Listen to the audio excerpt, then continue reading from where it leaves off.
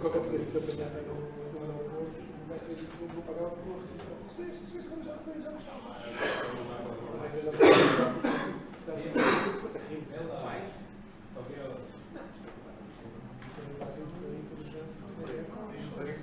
À partida fechamos. Ok, senão.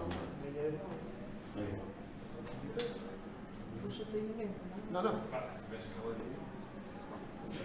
O que é que queres dizer com isso? Eu pensei, mas não disse.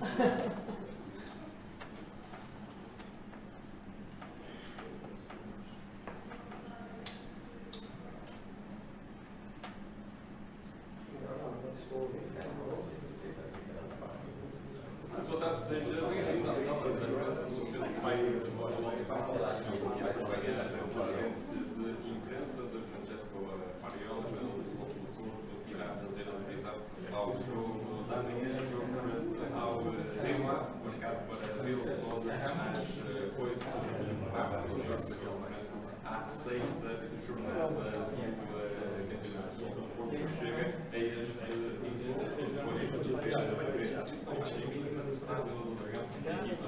Nacional da Madeira. Tem agora este jogo frente ao Rio Ave, que antecede a estreia na campanha europeia desta época 25-26, na próxima quinta-feira, precisamente o Futebol do Porto estará no primeiro compromisso europeu da temporada até a salto nacional para voltar a ver o salto das equipas do grupo Resposta também em casa então da formação austríaca e depois irá seguir-se um período de bastantes jogos em pouco tempo. Algo também já deu a falar na polémica, já foi inclusive a origem do mercado do futebol do Porto a questionar a ação da Liga na marcação do jogo frente ao Aroca. Recordo que o jogo ficou marcado para o dia 29 de setembro. A confusão deveu-se com questões relacionadas com uma festa da vila de Aroca, do município de Aroca, que não irá permitir que o jogo se realize no mesmo dia que estava inicialmente agendado. Isso significa que o Futebol do Porto irá jogar então frente ao Aroca numa segunda-feira. Na quinta-feira seguinte irá ter novo compromisso europeu, desta feita no estádio do Dragão, diante do campeão sérvio, Estrela Vermelha de Belgrado, e depois irá ter esse clássico no dia 5 de outubro, domingo, frente ao Benfica, no estádio do Dragão. Mas são coisas para se fazer mais para a frente. Para já o foco é totalmente no Rio Ave, equipa que não teve um início da época muito famoso, teve um primeiro jogo adiado frente ao Benfica, se entrou a competição mais tarde, irá repor também nos próximos dias esse mesmo jogo. De resto, não está a ver o início da época do Rio Ave, mas lembrando que é sempre difícil jogar no estádio onde por não conseguir sair com os 3 pontos na temporada passada, irá querer certamente dar outra resposta neste ano. Novidades também no futebol do Porto, e de há poucos minutos Jan Karamov chega para reforçar a equipa portista. Estava livre no mercado depois de ter terminado o contrato que o ligava aos italianos do Torino. Trata-se de um avançado extremo franco-marfinense, nasceu na Costa do Marfim, em Abidjan, mas tem nacionalidade francesa, um jovem que era muito promissor. Atualmente está com 27 anos de idade, a jogar passagens por Inter Milão, o clube mais sonante, e também por emblemas franceses, antes de chegar então ao Torino, clube que representou bem os melhores contratos. Outro também importante, já conhece Francesco Farioli, trabalhou com ele na Turquia e certamente por isso algo que o treinador do futebol do Porto irá ter em conta para vir então reforçar para o ataque do Futebol Clube do Porto, este extremo francês de 27 anos. Dizer também, numa altura em que esperamos a chegada de Farioli à sala de imprensa do Olival, dizer também que é um momento delicado para o Futebol Clube do Porto, no que diz respeito também à condição física dos jogadores. Recordo que o Futebol Clube do Porto viu-se impedido de contar com o Noel Pérez ao que indica para o resto da temporada, lesão no Vais entrar em off, grave, que obrigou a 30 cirurgia para o Jornal Argentino do Futebol Clube do Porto. Há ainda Luke de Jong, também com uma lesão contraída ainda durante a pausa para as seleções e por isso no momento também mas falávamos de Ian Caramon, vamos ouvir as primeiras declarações do extremo francês com a camisola do Futebol Clube do Porto. Então.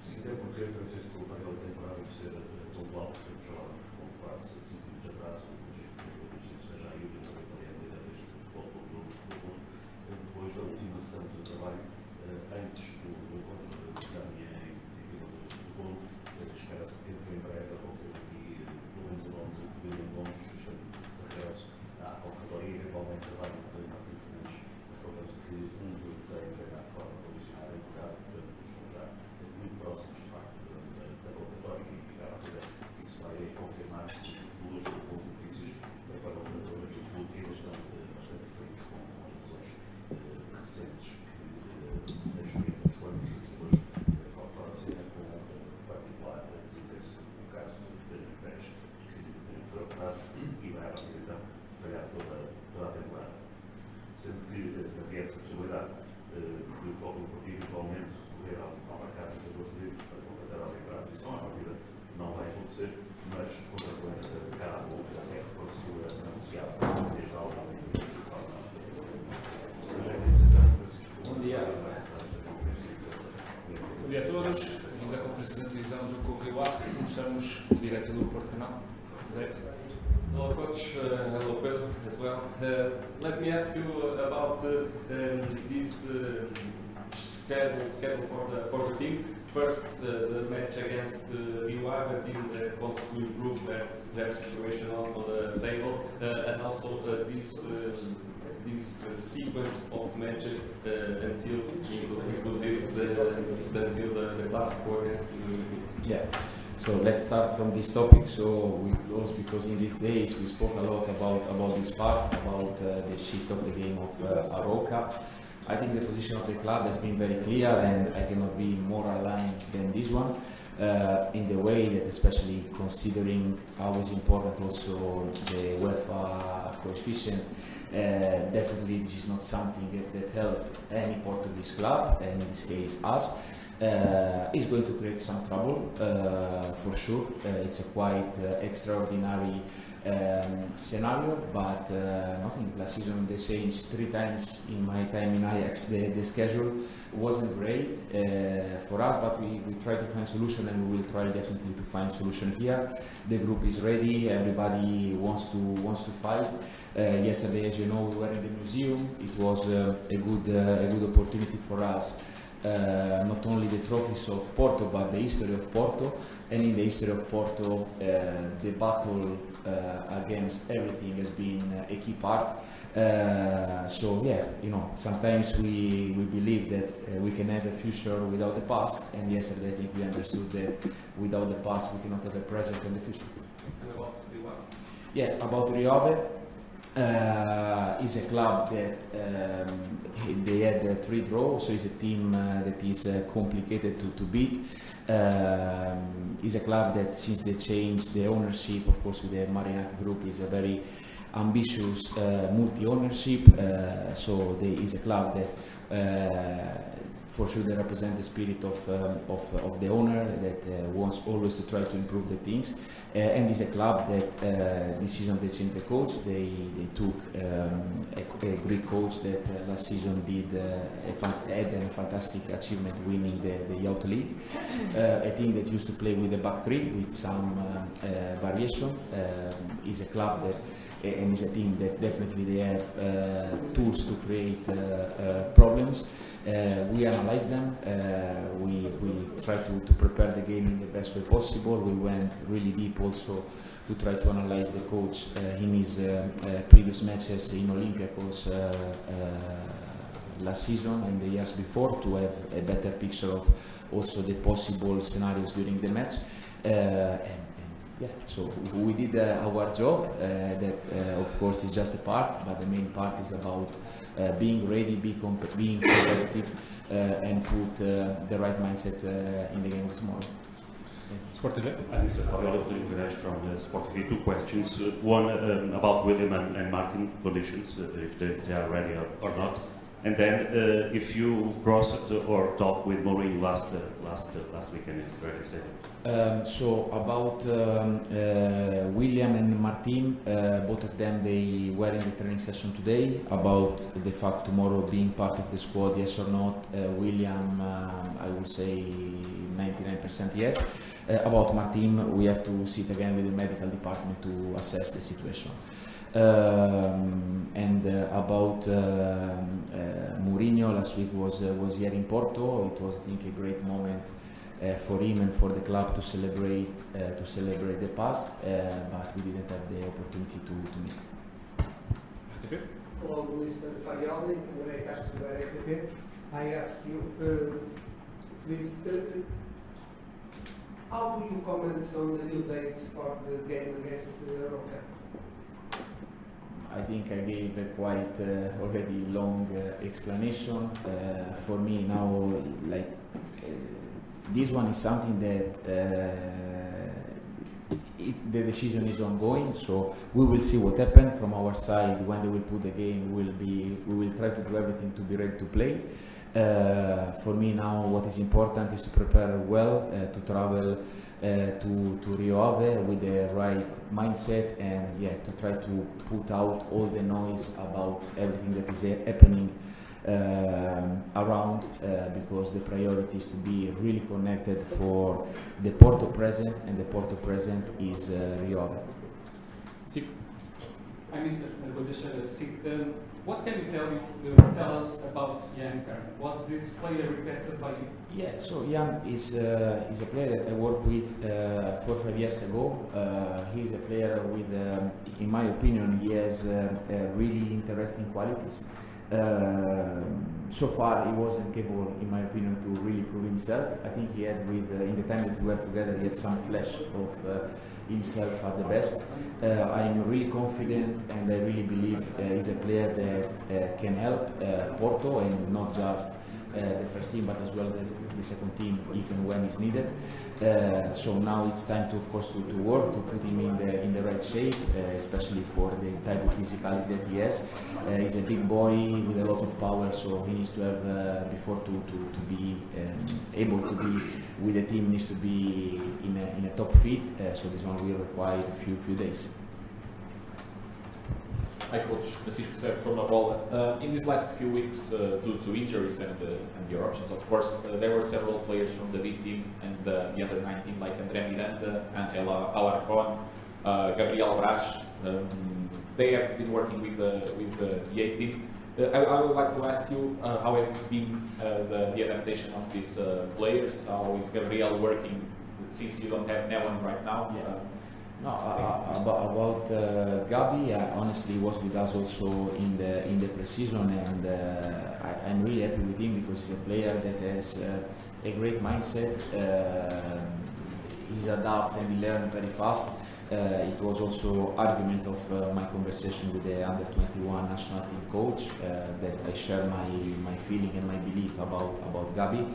About Miranda and Angel are two players with different characteristics. Both of them, I think they need to get a bit more aware of what the first team demands, which are the needs, which is the rhythm. Both of them are doing really well, especially let me mention Angel, that I think in the last 2 weeks he really changed his mindset in the way of approaching all the things about the performance, the nutrition, the recovery, the sleep, the extra work. So he's pushing really hard to gain his opportunities. He is going to be registered for the UEFA list. If all the paperwork will go well, because I really believe he deserves this opportunity and the opportunity to stay closer to the first team. Record. Hi, Mr. Farioli, Andre Monte. I will back to the Mourinho question. I already know you said that you didn't talk with him last week, but as a coach point of view, and now a Portuguese in a Portuguese team coach, do you think Jose could be a little bit of a game changer for the title race? And if you no, like it's not myself that I really need to comment the career of Mr. Mourinho. He's definitely a legend for Portuguese football and for international football, a reference for a lot of coaches and for myself as well, for what he did in the past. Now, as you know, there are things going on, but there is nothing official yet, so before to go in any type of comment, and also because it's not really my business to comment what is happening. Everything that is not in Porto is not my business. So that's for me the only thing that I can really say. Apart, of course, the admiration for what he did in his career. My second question is about the market. If we have today the confirmation that FC Porto signed Yann Caramo, there was a chance that maybe FC Porto would take another central defender after the Nieuwen Pérez injury. Is there any update about that? It will be happening, or? No, the club and the president were really active in these days to assess all the possibilities. The reality that who is going to be here needs to fit in certain standards, really clear. So we are not going to make any panic transfer or emergency transfer. Of course, we face some difficulties and we try to act in the best way possible. And the transfer of Caramo goes in a bit in this direction. But in the other way, in the back, I think we have still the opportunity to recover some players in the way that Gabi is one of the players that needs to step up. Martin is on the way to be back, Alberto as well. We have Pablo that can play in several positions. We stopped Thomas Perez from the national team to stay with us and to help us. So out of these candidates, let's say we will have to find the right solution for everything. Professor Rojo. Hi, Mister. I would like to ask about the decision you made to bring Castro to your team. Yeah. So with Andre, I know him a bit as a player since I started to watch some games of Portuguese football. I got very good feedback from the people in the club about him. We had the chance a few weeks ago, to spend a bit more time on the pitch together when we took some of the players of the second team to come to help us to prepare different scenarios. I really love his energies on the pitch, his capacity to put himself in the service of Porto, and out of this connection that we got on the pitch, myself, my coaching staff, we decided to take him closer with us, keeping the role that he has, of course, as a link between the first team and the second team, but to keep him a bit closer with us to help us also with the extra players that sometimes we have in the training session, but definitely to be one voice more and a big heart of Porto more in the technical staff.